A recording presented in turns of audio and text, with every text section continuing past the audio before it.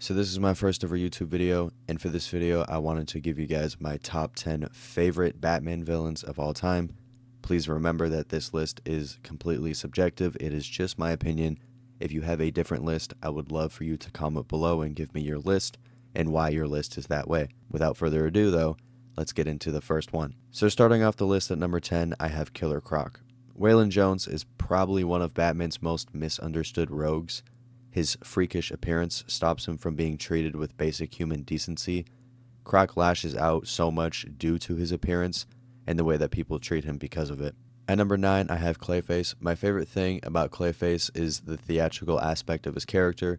It really contrasts well with Batman's very many characters he puts on during his crusade. They're both very theatrical. Batman is always putting on a new face when he needs to go undercover. And of course, as you know, Clayface can put on pretty much any face he wants due to his condition. And then at number 8, I have Hugo Strange. Strange's obsession with Batman and trying to find out exactly what makes him tick wouldn't be an issue on most cases. However, with Strange, it's very different. Strange is one of, if not the best psychologists in Gotham, and his ability to pry out all of their thoughts and emotions makes him a very formidable threat to Batman in his mind. At number 7, I have James Gordon Jr. So this is more of a Richard Grayson villain. However, he was technically Batman during this time, so I'm going to count it. It's my list. If you have a problem with it, I don't really care. But James Gordon Jr. is the son of Police Commissioner James Gordon, obviously. And I want you to imagine, right? Imagine someone that has the capability to do everything that the Joker does with no remorse, except the only difference is James looks like any regular person.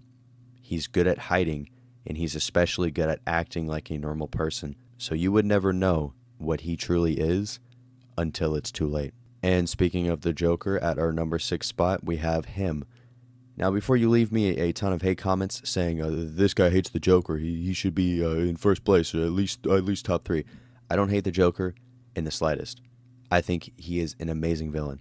Joker and Batman are two sides of the same coin in a sense.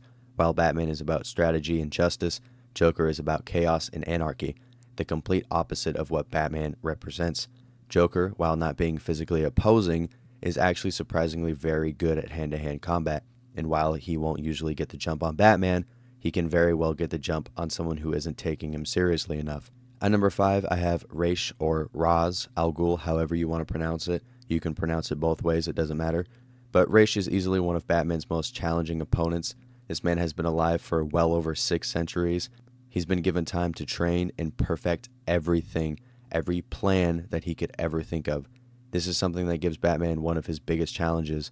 The relationship between Batman and Ra's is many things, but the most important one is respect.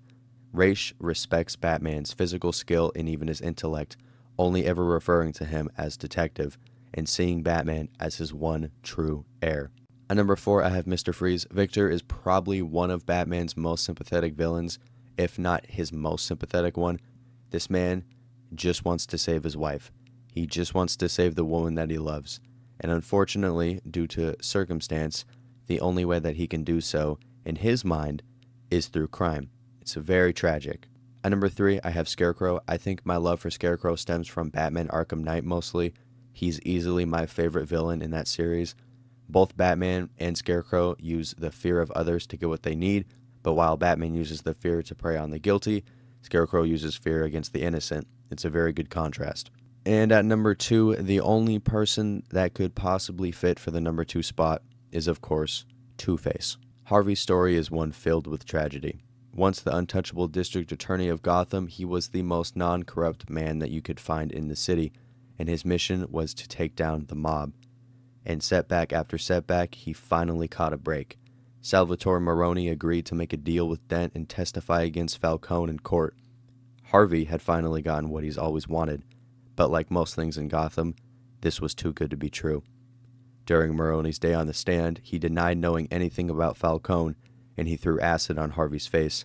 Maroni had planned this all along because he and most of the mob thought that Harvey Dent was the serial killer Holiday, leaving Harvey Dent split in two in both appearance and personality. And of course, at the number 1 spot, who else could be here? It's of course Bane. My love for Bane started with Christopher Nolan's The Dark Knight Rises, and he was made the number one in my book when I played Arkham Origins. Bane and Bruce have almost the exact same origin, with the only difference being where they were raised. While Bruce was raised in Gotham by a loving man after his parents passed away, Bane was raised in one of the worst prisons in the world. Bane started having visions of a bat-like demon while in his prison, and when he found out that there was a Batman terrorizing Gotham, he made it his mission to escape his prison and go and face his demons. And that is the end of the video. I apologize if my first ever video on here isn't the greatest. I don't want to only do Batman content. I really just want to make content about stuff that I love. Different manga, different Marvel comics, games. I just want to make content about stuff I love. So please have a wonderful day.